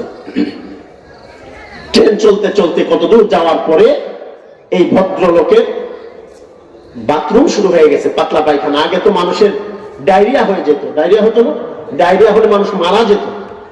একদিকে ডায়রিয়া, অন্যদিকে বমি, দুইটা একসাথে শুরু হয়ে গেছে। এখন ট্রেনের যারা কর্মকর্তারা আছে, এনারা হতাশ, এই রোগীকে আর কতদূর, এনার যে টিকিট দেখছে অনেক দূর গন্তব্য এখনো বাকি, এত দূর পর্যন্ত যদি এনাকে নিয়ে যায় বাঁচার সম্ভাবনা নাই। তাহলে কি করবো? অন্য এক মাস্টার সঙ্গে যোগাযোগ করছে, করে বলছে যে তাহলে আমরা সামনের স্টেশনে এনাকে নামাই দিব, আর এনার সাথে কেউ নাইও কেউ, ট্রিটমেন্ট কে করবে? আমরা নামাই দিব, কোনো না কোনো মানুষ এসে দেখে দরদ লাগলে তাকে ট্রিটমেন্ট দিবে, ট্রিটমেন্ট দিলে সে সুস্থ হয়ে যাবে। পরামর্শক্রমে সামনের স্টেশনে দাঁড়ানোর পরে উনাকে নামাই দিছে। নামাই দেওয়ার পরে স্টেশন থেকে যার মতো চলে গেছে। রাত্রবেলা দূর থেকে একজন কুলি দেখে যে স্টেশনের ওই দিকে কে যেন একজন দাঁড়ায়, একজন শুয়ে আছে, পড়ে আছে। আগায় গেছে, আগায় যাওয়ার পরে দেখেছে অবস্থা বেগতিক, যেমন পায়খানা তেমন বমি, বাঁচার সম্ভাবনা নেই। অপরিচিত, এলাকার কেউ না। মনের ভিতরে সন্দেহ লাগছে। এই কুলিটা ছিল হিন্দু কুলি। কুলিটা কি? কুলিটা ছিল হিন্দু। মনের ভিতরে সন্দেহ লাগছে, আহারে অপরিচিত একজন ব্যক্তিকে সেবা দিব, একটু জেনে নেওয়া ভালো, মুসলমান না হিন্দু। এই মুসলমানের ভিতরে এই জাত বেজাত নির্ণয় করার হুকুম আল্লাহ রসুল দেন নাই। সুবহানাল্লাহ বলেন। একজন মানুষ অসুস্থ, মুসলমান দৌড়ায় তাকে সহযোগিতা করবে। সুবহানাল্লাহ। শুধু মানুষ না, প্রাণীকুল, গরু ছাগল কুকুরও যদি অসুস্থ হয়ে যায়, মুসলমান সেটাকে সেবা দিবে। কিন্তু জাতে যে হিন্দু, জাতে কি হিন্দু, এ কারণে জিজ্ঞাসা করতে চায় আপনার নাম কি? মুখে দাড়ি নাই, লেবাসে বোঝা যায় না মুসলমান নাকি হিন্দু, অপরিচিত। এজন্য মনের ভিতরে সন্দেহ লাগছে, ভাই আপনার নাম কি? এমন ভাবে আস্তে আস্তে বলে বোঝা যায় না মুসলমান নাকি হিন্দু। এবার হিন্দু কুলিটা নিজের কানটাকে ওই মুমূর্ষ ব্যক্তির মুখের কাছে নিয়ে বলছে, আপনার নাম কি? নামটা বলছে আব্দুর রহমান। সুবহানাল্লাহ। নামটা কি বলছে? বলে কি রে, আমি হিন্দুর বেটা হয়ে মুসলমান, তোকে ট্রিটমেন্ট দিয়ে সুস্থ করব? না না না, ট্রিটমেন্ট তোকে করবো না, তুই মরগে। এই বলে কুলিটা নিজের জায়গায় চলে গেছে। কতক্ষণ পরে অসুস্থ অবস্থায় থাকতে থাকতে এই দুনিয়া থেকে ছেড়ে এই বান্দা দুনিয়া থেকে বিদায় নিছে, দুনিয়া থেকে বিদায় নিয়ে চলে গেছে। এর কতক্ষণ পরে সকাল হইতেছে, একজন দুজন করে মানুষ আসে, ভিড় জমায় ফেলছে। অপরিচিত একজন ব্যক্তির লাশ পাওয়া গেছে স্টেশনের মধ্যে, কেউ তাকে চিনে না। এদিক থেকে হিন্দুরা বলে, ওই হিন্দু অধ্যুষিত এলাকার মধ্যে লাশটা পাওয়া গেছে, তার মনে হলো ব্যক্তিটা হিন্দু, একে আমরা নিয়ে আছি তাই ঘুরাবো। আর কিছু মুসলমান বলে, ওই তোদের এলাকা হিন্দু অধ্যুষিত এলাকা হইলেও এই লোকটা যেহেতু দূর থেকে সফর করে আসছে, মুসলমানও হতে পারে, আমরা একে মুসলমানের সাজে সাজিয়ে সুন্দর করে সম্মানের সাথে গোসল দিব, জানাজা দিব, কবরস্থ করব। দুই গ্রুপের ভিতরে হাতাহাতি ঝগড়া বিরাট আকারে বেড়ে গেছে। হিন্দুরা বলে আমরা নিব, আর মুসলমানরা বলে আমরা নিব। হিন্দুরা বলে আমরা চিতায় পোড়াবো, মুসলমানরা বলে আমরা গোরস্থানে সুন্দরভাবে কবরস্থ করব। দুই গ্রুপের ভিতরে যখন বিরাট লড়াই, এই লাশ নিয়ে ওদিক থেকে ওই কুলি খবর পাইছে স্টেশনের ভিতরে একটা বেওয়ারিশ লাশ পাওয়া গেছে। যে লাশটা হিন্দুরা নিতে চায়, আবার ওদিক থেকে মুসলমানরা নিতে চায়, টানা হেঁচড়া শুরু করছে, দৌড়ায় আসছে, বলে এই তোরা এত মারামারি করিস কেন? বলে দেখো আমাদের হিন্দু অধ্যুষিত এলাকায় একটা বেওয়ারিশ লাশ পাওয়া গেছে, মুখের কাঠামো, দাড়ি নাই, কিছু নাই, বোঝা যাইতেছে হিন্দু, আমরা তাকে চিতায় পোড়ানোর জন্য নিতে চাই, কিন্তু মুসলমানরা দিতে চায় না। এই তোমাদের দাবি কি? মুসলমানরা বলে হিন্দু অধ্যুষিত এলাকা হইলেও কেউ তো তোমরা চিনো না, দূর থেকে হয়তো বা আসছে, মুসলমান হতে পারে, একে আমরা মুসলমানের গোরস্থানে কবরস্থ করব, জানাজা করব, দাফন দিব। এবার বলে পুলি বলে ওই আমার হিন্দু বন্ধুরা তোমরা তাকে ছেড়ে দাও, এই বান্দাটা হলো মুসলমান, হিন্দু না। সুবহানাল্লাহ। একে তোরা চিতায় পুড়াইতে পারবি না, এ হলো মুসলমান, এ হিন্দু না। কিসের কারণে? বলে ওই তুই যে ঠিক পাইলি, এ মুসলমান কেমনে ঠিক পাইলি? বলে শেষ রাত্রে আমি যখন ডিউটিতে ছিলাম, হঠাৎ করে দেখি স্টেশনের এক কর্নারে কে যেন পড়ে আছে, আমি আসলাম, মুমূর্ষু অবস্থায় দেখলাম, আমি তাকে জিজ্ঞাসা করেছিলাম তোমার নাম কি? আস্তে আস্তে সে বলেছিল আমার নাম আব্দুর রহমান। কোন আব্দুর রহমান নামের হিন্দু পৃথিবীতে পাওয়া যায়? কোন আব্দুর রহমান নামের হিন্দু ব্যক্তিকে পাওয়া যায় না। তাহলে তোরাই বল এই ব্যক্তিটা মুসলমান নাকি হিন্দু? এরপরে মুসলমান চলে গেল, হিন্দুরা চলে গেল, মুসলমান তাকে নিয়ে সুন্দর করে গোসল করাইয়া জানাজা করে সম্মানের সাথে গোরস্থানে কবরস্থ করলো।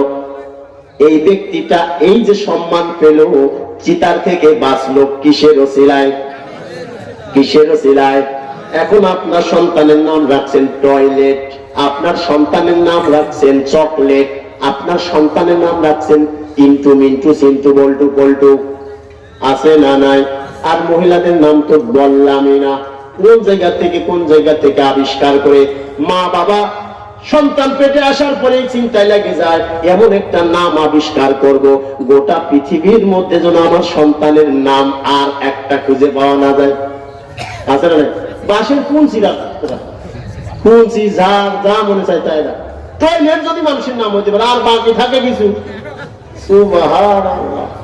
তাহলে এই বান্দাটা যে বাঁচলো কিসের ওসিলায়? তাহলে আমাদের সন্তানের কি করতে হবে? সুন্দর একটা নাম। এটা তো দুনিয়ার ফায়দা, আখিরাতের ফায়দা আছে, আছে না নাই? আখিরাতের ফায়দা কি? আল্লাহ নবী সাল্লাল্লাহু আলাইহি ওয়াসাল্লাম বলেন, ও আমার উম্মতেরা রে, কিয়ামতের ময়দানে আল্লাহ পাক রব্বুল আলামিন যখন আমার সাহাবীদেরকে দিয়া আমার খাঁটি উম্মতদেরকে আল্লাহ পাক রব্বুল আলামিন বাছাই করে করে জান্নাতি বানাবেন। সুবহানাল্লাহ বলেন। আমার উম্মতের মধ্যে যারা নেককার, আমার উম্মতের মধ্যে যারা আল্লাহর প্রিয়, আমার উম্মতের মধ্যে যারা আল্লাহর পছন্দের, আমার উম্মতের মধ্যে যারা আমার ইতাআতকারী, আল্লাহ পাক রব্বুল আলামিন তাদেরকে কিয়ামতের ময়দানে নাম ধরে ধরে ডাক দিয়া বিনা হিসাবে জান্নাতে দিয়ে দিবে। ওই দিন ডাক দিবে, কই আমার হাবিবের প্রথম খলিফা আবু বকর, ও আবু বকর আসো আসো, তোমার নামে জান্নাতের বিনা হিসাবে সার্টিফিকেট নাও, আর বিনা হিসাবে জান্নাতি হয়ে যাও। সুবহানাল্লাহ।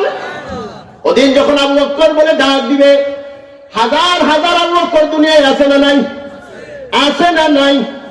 এবার আবু বকরের সাথে আবু বকর রাদিয়াল্লাহু তাআলা আনহুর সাথে বাকি আবু বকর আল্লাহর ডাকের সাথে সাথে দাঁড়ায় যাবে। সুবহানাল্লাহ। বলে ওই ওই ওই তোরা দাঁড়াইছিস কেন? বলে আল্লাহ আমার নাম তো আবু বকর।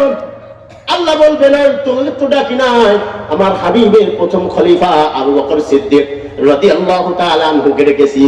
বলে আল্লাহ আপনার হাবিবের খলিফা প্রথম খলিফাকে আপনি ভালোবেসে ডাকছেন, আমরা তাকে ভালোবেসে তার নামটা ধারণ করেছিলাম। সুবহানাল্লাহ। আল্লাহ বলবেন কি চাস কি চাস? বলে আল্লাহ ওই যে ভয়ঙ্কর জাহান্নাম দেখা যায়, জাহান্নামের শাস্তি আমরা সহ্য করতে পারবো না গো আল্লাহ, ও আল্লাহ এই নামের ওসিলায় আমাদের কেউ মাফ করে দেন। সুবহানাল্লাহ। আল্লাহ বলবেন ও আমার বান্দারে যা যা যা, আমার হাবিবের সব চাইতে কাছের প্রিয়, সব চাইতে পছন্দের সাহাবীর নামে নামকরণ করার কারণে আমি তার সাথে তোদেরকেও মাফ করে জান্নাতি বানাই দিলাম। অমর বলে ডাক দিবে, অমর কই? ওমর রাদিয়াল্লাহু তাআলা আনহু এসে হাজির, আমার সাথে একদল দুনিয়ার মধ্যে যাদের নাম ছিল ওমর, তারাও এসে হাজির হয়ে যাবে। আরে তোরা আসছিস কেন? তোদের তো ডাকি নাই। বলবে আল্লাহ আমার নাম তো ওমর, কোন ওমরকে ডাকছেন জানি না। আল্লাহ বলবেন আমি তো আমার বন্ধুর দ্বিতীয় খলিফা ওমরকে ডাকছি তাকে জান্নাতে দিবার জন্য। আল্লাহ পাক রব্বুল আলামিনের কথা শোনার সাথে সাথে বাকি ওমর গুলো বলবে আল্লাহ আপনি তাকে ভালোবাসছেন, তাকে আমরা ভালোবাসছি। সুবহানাল্লাহ। বলে কি চাস? বলে ভয়ঙ্কর জাহান্নামের শাস্তি আমরা সহ্য করতে পারবো না, আমরা আপনার বন্ধু আপনার হাবিবের খলিফা ওমর রাদিয়াল্লাহু তাআলা আনহুর বড় মুহাব্বতকারী ছিলাম, তার নামে নাম রাখছি। আল্লাহ তার ওসিলায় আমাদেরকে মাফ করে দেন। আল্লাহ বলবেন যা যা যা, দুনিয়ার মধ্যে আমার বন্ধুর খলিফা ওমরের নামে নামকরণ করার কারণে আজকে আমি তোদেরকেও মাফ করে ওমরের সাথে জান্নাতে দিয়ে দিলাম। এখন যদি নাম হয় টয়লেট, আল্লাহ কি ডাক দিবে ও টয়লেটে দল দিবেন? ও চকলেট, ও রিন্টু পিন্টু সেন্টু ডাক দিবেনি? যদি আপনি এমন নাম আপনার সন্তানকে দিয়ে থাকেন তাহলে মনে রাখেন এই সন্তানের তৃতীয় নম্বর হক আপনি নষ্ট করলেন। কয় নম্বর হক নষ্ট করলেন? তৃতীয় নম্বর হক আপনি নষ্ট করলেন। এক নম্বর হক কি বলে গেছেন? এক নম্বর হক সন্তানের মা ঠিকঠাক চয়েস করা, দিনদার, পরহেজগার, মুত্তাকি, পর্দানিশী, কুরআন ভালোবাসে, আল্লাহ ভালোবাসে, নবী ভালোবাসে। যে মা বেপরদায় চলতে পছন্দ করে, যে নারী পিতার সঙ্গে কি করে ঝগড়া করে, মায়ের দিকে চোখ রাঙায় কথা বলে, যে নারী বয়ফ্রেন্ড নিয়ে ঘুরতে পছন্দ করে, 31st নাইট যে বন্ধুদের সাথে কাটাইতে স্বাচ্ছন্দ্য বোধ করে, 16 ফেব্রুয়ারি ভালোবাসার দিনে ভালোবাসা পাওয়ার জন্য ঘরের তারা ভেঙে যে নারী চলে যায়, এমন নারী যদি আপনি আমি পছন্দ করি, আপনার কপালেও শনি আমার কপালেও শনি হবে কিনা? সেই সে বাইকে মশলা বানায় তারপরে ছাড়বে। আল্লাহ আমাদেরকে হেফাজত করে বলেন আমিন। তাহলে 3 নাম্বার হলো, 1 নাম্বার, 2 নাম্বার হলো ডান কানে আজান বাম কানে কামত, 3 নাম্বার হলো আকিকা, মাথা মুন্ডাইয়া চুলের ওজন আল্লাহর রাস্তায় সদকা করে দেয়া সোনা বা রূপা। 4র্থ নাম্বার হলো সন্তানের একটা সুন্দর নাম দেওয়া, সন্তানের একটা সুন্দর নাম দেওয়া, ইসলামিক নাম দেওয়া। ইসলামিক নাম দিলে দুনিয়ায় ফায়দা আছে না নাই? আখিরাতে ফায়দা আছে না নাই? কয় নাম্বার হক গেল? 5 নাম্বার হক হলো এই সন্তানকে ওয়া আদাবা। আল্লাহ নবী সাল্লাল্লাহু আলাইহি ওয়াসাল্লাম বলেন মান উলিদা লাহু ওয়ালাদুন ফালইউহসিন ইসমাহু ওয়া আদাবা। ওই তোমাদের সন্তান জন্ম নিলে তার সুন্দর একটা নাম রাখিও, আর তাকে শিষ্টাচার আদব শিক্ষা দিও। কি শিক্ষা দিও? আদব শিষ্টাচার শিক্ষা দিবে, দিন শিক্ষা দিবে। কি শিক্ষা দিবে? কয় নম্বর হক? 5 নম্বর হক। গুরুত্বপূর্ণ হক এটি, গুরুত্বপূর্ণ হক 5 নম্বরটা। সন্তানকে কি দেওয়া? শিষ্টাচার শিক্ষা দেওয়া, আদব শিক্ষা দেওয়া, দিন শিক্ষা দেওয়া। সন্তানকে আমরা লক্ষ লক্ষ টাকা খরচ করে ইঞ্জিনিয়ার বানায়, ডাক্তার বানায়, কত কিছু বানায়, কিন্তু দিনদার বানায় না। আছে না নাই? এমন সন্তান দুনিয়ার বুকে পাওয়া যায়, মুসলমানের সন্তান, মুসলমানের বাচ্চা কালেমা পড়তে বললে কালেমা পারে না। আছে না না? বলে কালেমা কও, ব্যক্তি লেখা পড়ে থাকে। তো আমাদের নবী কি? একজন দেখো ভিডিও কয় মুসা, আমাদের নবীজি মুসা দামিশ বুড়া হয়ে গেছে, তারপরে জানেন আমাদের নবীকে কি শেষাটা খাবে মরণের পরে, বোঝেন তো, চিন্তা করেন তো। এই সন্তানগুলোকে কি শিক্ষা দেওয়া? শিষ্টাচার শিক্ষা দেওয়া, দিন শিক্ষা দেওয়া। এই সন্তানকে শিক্ষা দেওয়া কালেমায়ে তৈয়্যিবা। এই সন্তানকে শিক্ষা দেওয়া কালেমায়ে শাহাদাত, শাহাদু আল্লাহ ইলাহা ইল্লাল্লাহু ওয়াহদাহু লা শারীকা লাহু ওয়া আশহাদু আন্না মুহাম্মাদান আবদুহু ওয়া রাসূলুহু। সন্তানকে শিক্ষা দেওয়া, সন্তান বলে লা ইলাহা ইল্লাল্লাহু মুহাম্মাদুর রাসূলুল্লাহ। সন্তানকে ঈমানে মুজমাল শিক্ষা দেওয়া, সন্তানকে ঈমানে মুফাসসাল শিক্ষা দেওয়া, দ্বীন শিক্ষা দেওয়া। ছোট্টবেলায় সন্তানকে যদি দ্বীন শিক্ষা দিতে পারি, এই সন্তান দুনিয়ার যে জায়গায় যাক, এই সন্তান যত নাস্তিকদের সাথেই বেড়াক, এই সন্তান যত বেনামাজিদের সাথেই বেড়াক না কেন, এই সন্তান নামাজ কাজা যাইতে পারে, কিন্তু ঈমান থেকে এক চুল সন্তানকে কেউ ফিরাইতে পারবে না। দ্বীন শিক্ষা দেওয়া আমাদের ভিতরে এমন অবস্থা হয়ে গেছে, আবার বুদ্ধিজীবীরা সন্তানকে কিভাবে নষ্ট করা যায় তার চেষ্টা চালায় যেতেছে। সন্তানের মূল ভিত্তি হলো 1 থেকে 6 বছর, 6 বছর আর মায়ের গর্ভে 10 মাস 10 দিন, 6 বছর 10 মাস 10 দিন হলো মূল ভিত্তি। কয় বছর কয় মাস? 6 বছর 10 মাস 10 দিন হলো মায়ের সন্তানের ভিত্তি। এই ভিত্তি স্থাপন করে দিতে হবে। মায়ের পেটে থাকা অবস্থায় সন্তানকে শিক্ষা দেওয়া, বাহিরে আসলে শিক্ষা দেওয়া। মায়ের পেটে অবস্থা কি শিক্ষা দেবে? আল্লাহর নবী সাল্লাল্লাহু আলাইহি ওয়াসাল্লাম বলেন, ও আমার উম্মতেরা রে, সন্তান যখন মায়ের গর্ভে আসে, মা যে জিনিসটা বেশি খাইতে পছন্দ করে, এই সন্তান দুনিয়ায় আসার পরে সেই জিনিসটা বেশি পছন্দ করে। মা যদি গর্ভে সন্তান আসার পরে ঝাল খেতে পছন্দ করে, সন্তান দুনিয়ায় আসার পরে ঝাল প্রিয় হয়। মা যদি মিষ্টি বেশি খায়, এই সন্তান মিষ্টি প্রিয় হয়। মা যদি ঝগড়াটে হয়, এই সন্তান দুনিয়ায় আসার পরে সন্ত্রাস হয়। মা যদি পেটে সন্তান নিয়ে তার স্বামীর সাথে ঝগড়াঝাটি করে, ডাক কুরল নিয়ে লাফালাফি করে, বকাবাজ্য করে, এই সন্তান দুনিয়ায় আসার পরে বড় সন্ত্রাস হয়।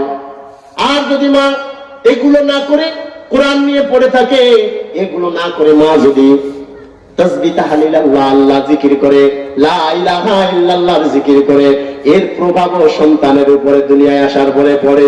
সুবহানাল্লাহ। এখন মা যদি ঝগড়া করে, ছেলে হাফেজ হয়ে বেরোবে, তাই তো? মা যদি স্বামীর সাথে মারামারি করে, ছেলে মুফাসসির হয়ে বেরোবে।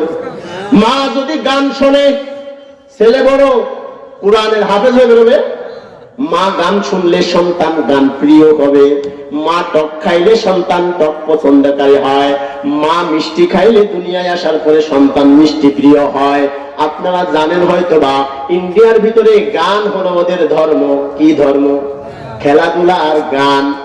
রে, এই সন্তান যখন মায়ের গর্ভে আসে, এই সন্তানকে গান শেখানোর জন্য 6 মাস হয়ে গেলে একটা বেলি থেরাপি দেয়। কি থেরাপি? বেলি মানে পেট থেরাপি দেয়। কি থেরাপি? বেলি থেরাপি দেয়, পেটের থেরাপি দেয়। মানে হলো গানের একটা মাইক নিজের পেটের উপরে লাগাইয়া জোরে জোরে গান বাজায়, আর সন্তানকে বোঝায়, ও সন্তান দুনিয়ায় আসবি আর নাচবি, দুনিয়ায় আসবি আর গান গাবি। এই কারণে ওরাও জানে পেটের ভিতরের সন্তানকে দুনিয়ায় থাকা অবস্থায় যা করব, ওই সন্তান দুনিয়ায় এসে তাই করবে। কথা ঠিক কিনা? এখন আপনার সন্তানকে যদি আপনি শিষ্টাচার না শিখান, আপনার সন্তানকে যদি দ্বীন না শিখান, আপনার সন্তানকে ছোট্টবেলায় কেজি স্কুলে দিয়া দিলেন। আগের বুদ্ধিজীবী মানুষেরা বলতো 6 বছরের আগে সন্তানকে শিক্ষা প্রতিষ্ঠানে, এখনো মনে হয় আছে কিছু কিছু জায়গা আছে না, 6 বছরের আগে সন্তানকে ভর্তি নেওয়া যাবে না। কারণ কি? এই সন্তান শিক্ষা নেওয়ার মতো শক্তি তার ভিতরে আসে নাই, তাকে ভর্তি নেওয়া যাবে না। সন্তানের মা বাবা 4 বছর 5 বছর বয়স হয়ে গেলে সুন্দর করে ওযু করে সন্তানটাকে মক্তবে পাঠায় দিত কিনা? মক্তবে পাঠায় দিত, যাও যাও কালেমা শিখে আসো, কালেমায়ে শাহাদাত শিখে আসো, আরে আল্লাহ চিনে আসো, আল্লাহর নবীকে চিনে আসো। এই 2 বছর 3 বছরের ভিতরে সন্তানটা কালেমাওয়ালা হয়ে যেত, সন্তানটা শাহাদাতে আল্লাহর সাক্ষীদাতা হয়ে যেত, কালেমায়ে ইমানে মুজমাল ইমানে মুফাসসাল সব জানতো। যদি জিজ্ঞাসা করা হতো তোমার রবকে, ওই সন্তান বলতো আল্লাহ। তোমার নবীকে বলতো মুহাম্মাদুর রাসূলুল্লাহ। আমাদের রিজিক দাতাকে সন্তান বলতো আল্লাহ, আমাদের পালনকর্তাকে সন্তান বলতো আল্লাহ। এখন ঢাকার ভিতরে যান, যদি জিজ্ঞাসা করেন কালেমাটা একটু বলো, বেটকি লাগায় পড়ে থাকে। যদি বলে আমাদের আল্লাহকে, অনেকে জানে না। যদি বলে আমাদের নবীকে, নাম জানে না। যদি বলা হয় ইসলামের রকম কয়টি, বলতে পারে না। এই সন্তানকে কিছুদিন পরে তার বন্ধুরা দাওয়াত দেয়, ও বন্ধু দুনিয়ায় এত কিছু সৃষ্টি করলো কে? ও বলে আল্লাহ। এবার আবার উল্টে প্রশ্ন করে, তাহলে আল্লাহকে সৃষ্টি করছে কে? এবার প্যাচ লাগাই ফেলে। ওই যে মক্তবের জ্ঞানটা তার ভিতরে ইমানি ভ্যাকসিনটা দেওয়া হয় নাই। এ কারণে যখন বলে আল্লাহকে সৃষ্টি করছে কে, তাই তো আল্লাহকে সৃষ্টি করছে কে, এ প্রশ্নে যখন ফেল যায় তখন সুযোগ পাই বন্ধুরে, দুনিয়াটা কেউ সৃষ্টি করে নাই, আপনা আপনা সৃষ্টি করছে। রব বলতে কেউ নাই। আসো আমাদের ধর্ম নাস্তিক্য ধর্ম গ্রহণ করে নাও, এই সন্তান নাস্তিক হয়ে যায়। কথা ঠিক কিনা? আর যার অন্তরের মধ্যে কালেমার বীজ বপন করা হয়, আল্লাহর পরিচয় দিয়ে দেওয়া হয়, নবীজির পরিচয় দিয়ে দেওয়া হয়, তাওহীদ রিসালাতের জ্ঞান তার ভিতরে ঢুকাই দেওয়া হয়, ওই সন্তানকে পশ্চিমকালেও কোন নাস্তিকে আল্লাহকে কে সৃষ্টি করছে, কোন জায়গায় কি, আল্লাহ এখন কোথায়, কি করতেছে, আবি যাবি যত প্রশ্নই করে ও বলে বিনা দলিলে আল্লাহ হলো এক। বিনা দলিলে কুল হুয়াল্লাহু আহাদ আল্লাহু সামাদ লাম ইয়ালিদ ওয়া লাম ইউলাদ ওয়া লাম ইয়াকুল লাহু কুফুয়ান আহাদ। আল্লাহু আকবার। তাহলে সন্তানকে কি শিক্ষা দিতে হবে? শিষ্টাচার শিক্ষা দিতে হবে, ইসলামিক জ্ঞান শিক্ষা দিতে হবে। আমাদের শিক্ষাজীবী বুদ্ধিজীবীরা আমাদের সন্তানকে ইসলাম থেকে বের করে নিয়ে আসার জন্য এখন নার্সারি চালু করছে, কেজি চালু করছে, তারপর আরো কি করছে, পেলে চালু করছে, এরপরে 6 বছর বয়সের আগে 3 বছর স্কুলে খাটায় নাই। গার্জিয়ানরা বলে এতটুকু বাচ্চাকে স্কুলে দেব কিভাবে? বলে সমস্যা নাই, মাকে সাথে পাঠায় দেন। আছে না নাই? মানে কি? ফলে কি লাগাই জন্য, ভালো থাকার জন্য ফরমালিন ফলে ফরমালিন লাগানোর চিন্তা, মানে এই সন্তানকে কালেমা থেকে দূরে সরানোর চিন্তা, কালেমায়ে শাহাদাত থেকে দূরে সরানোর চিন্তা, এই সন্তানকে শিক্ষার নামে সুন্দর মালা গলায় দেওয়ার নামে, মানে কি বোঝায়? আরে সন্তান, এখন মানুষের হায়াত কমে আসছে, সার্টিফিকেট বাড়ছে না? প্রাইমারি, হাই স্কুল, তারপরে SSC, HSC, intermediate, IA, BA, হ্যাঁ, এরপরে কলেজ, ইউনিভার্সিটিতে শুরু করে বিদেশে যাও, এগুলো আছে না নাই? এত সার্টিফিকেট, হায়াত কমে আসছে। এখন যদি 6 বছর পর্যন্ত অপেক্ষা করা লাগে, এই সন্তান সার্টিফিকেট অর্জন করতে করতে তার বয়স শেষ হয়ে যাবে। সুতরাং এই সন্তানকে 3 বছরের নিয়ে আসো, 4 বছরে কেজিতে ভর্তি করো। আছে না নাই? 3-4 বছরের সন্তান গার্জিয়ান অবজেকশন দেয়, স্যার আমার সন্তান 3 বছর বয়স, 4 বছর বয়স, এই সন্তানকে তো স্কুলে দেওয়া যায় না। বলে সমস্যাটা বোঝায়, মা এসে দিয়ে যাবে। এবার মা সন্তানের মায়ায় ঘর থেকে বের হইল কিনা, ঘর থেকে বের হইয়া ওই যে 7টায় যায় আর 12টায় আসে, 3 বছর লাগাতার একটা সন্তানের পিছনে সময় দেয় কে? মা না বাবা দেয়? কোন বাবা আছেন যাই বসে থাকেন সন্তান? আছে মা। সেই যে 3টা বছর পর্যন্ত, যতদিন পর্যন্ত একা একা যাওয়ার অভ্যাস না হইল, ততদিন পর্যন্ত নিজে নিয়ে গেল আনলো। এরপরে আবার দেখা যায় আরেকটা সন্তান দুনিয়ায় আসছে, এবার এটা ডিউটি পালন সারতে না সারতে আরেকটা ডিউটি শুরু হয় কিনা? আরেকটা ডিউটি, যদি ফলন ভালো হয়, ক্ষেত ভালো হয়, আবার আরেকটা দুনিয়ায় আসে। 3টা সন্তান মিনিমাম মানুষ করতে গেলে এই মাকে 3-12 বছর বাইরে থাকা লাগে। কি বলেন? সকাল 7টা থেকে 12টা পর্যন্ত মাকে সন্তানকে নিয়ে স্কুলের বারান্দায় যাই বাদাম চালাইতে হয় আর বান্ধবীদের সাথে আড্ডা দিতে হয়। এই মা যখন এই সন্তানগুলি নিজে নিজে যাওয়া আরম্ভ করবে, নিজে নিজে যাওয়ার উপযোগী হয়ে যায়, তখন তো আর মার যাওয়ার দরকার নাই, আছে নাকি? কিন্তু এই যে লাগাতার 10 বছর, 8 বছর, 12 বছর পর্যন্ত বাইরে গেছে, এই যে বাইরে যাওয়ার বেহায়াপনা একটা অভ্যাস হয়ে গেছে, এই মাকে এখন পর্দার নামের কথা বললেই তার ভিতরে আগুন জ্বলে যায়। এখন 1000 ভ্যাকসিন দিলেও তাকে ঘরে আটকায় রাখা যায় না। আল্লাহ বলতেছেন, ইয়া নিসা আন-নবী লাস্তুন্না কা আহাদিন মিনান নিসা, إن اتقيتن فلا تخضعن بالقول فيطمع الذي في قلبه مرض وقلن قولا معروفا وقرنا في بيوتكن তোমাদের ঘরের মধ্যে وقرنا في بيوتكن ولا تبرجن تبرج الجاهلية الأولى ও মুসলমান নারীরা রে, তোমাদের ঘর হলো তোমাদের নিরাপদ জায়গা। তোমরা ঘর থেকে বের হইও না জাহেলি যুগের মতো। এই কন্যাটা নিজের সন্তানকে মানুষ করার জন্য যেহেতু 8 বছর বাহিরে গেছে, 10 বছর বাহিরে গেছে, এখন ইমানের কথা বললে, আমলের কথা বললে, পর্দার কথা বলেও তাকে ঘরের ভিতরে আটকায় রাখা যায় না। কথা ঠিক কিনা? এই সন্তানকে 3 বছর বয়স থেকে শিখাইলো, পেলে নার্সারি, কেজি 1, 2, 3 এভাবে করে এসএসসি পাস করাইছে, JDC, SSC, HSC, BA, honours, masters, এরপরে কলেজ থেকে ইউনিভার্সিটি থেকে বাইরের রাষ্ট্রে ডিগ্রি আনার জন্য পাঠায়। প্রায় 27-28 বছর পরে, কয় বছর? 27-28 বছরের ভিতরে বলেন তো এই পড়ার ভিতরে কোন জায়গায় কি কালেমা শিখার ব্যবস্থা আছে? জোরে বলেন আছে? আল্লাহর পরিচয় পাওয়ার কোন ব্যবস্থা আছে? নবীজির পরিচয় পাওয়ার কোন ব্যবস্থা আসেনি? ইসলামের কোন জ্ঞান শিখার কোন ব্যবস্থা আছে নাকি? ইসলামের কোন জ্ঞান শিখার কোন ব্যবস্থা নাই। লক্ষ লক্ষ কোটি কোটি টাকা খরচ করে আপনার সন্তানকে ডিগ্রি এনে দিলেন, সন্তানকে বিসিএস ক্যাডার বানাইলেন, সন্তানকে বড় মাপের একজন ডাক্তার বানাইলেন, ইঞ্জিনিয়ার বানাইলেন। একটা বারের জন্য সন্তানকে দিন শিখাইলেন না, ছোটবেলাও তো শিখাইতে পারেন নাই। ওই যে পেলে নার্সারি, কেজি দৌড়াইছে, জীবনে এত বছর শিক্ষা অর্জন করলো, কোন জায়গায় আল্লাহর পরিচয় শিখায় নাই, কোন জায়গায় নবীর পরিচয় শিখায় নাই, কোন জায়গায় দ্বীনের পরিচয় দেওয়া হয় নাই। যে কারণে ওই সন্তান বিদেশ থেকে আসার পরে নাস্তিকবাদী প্রচার করে। কথা ঠিক কিনা?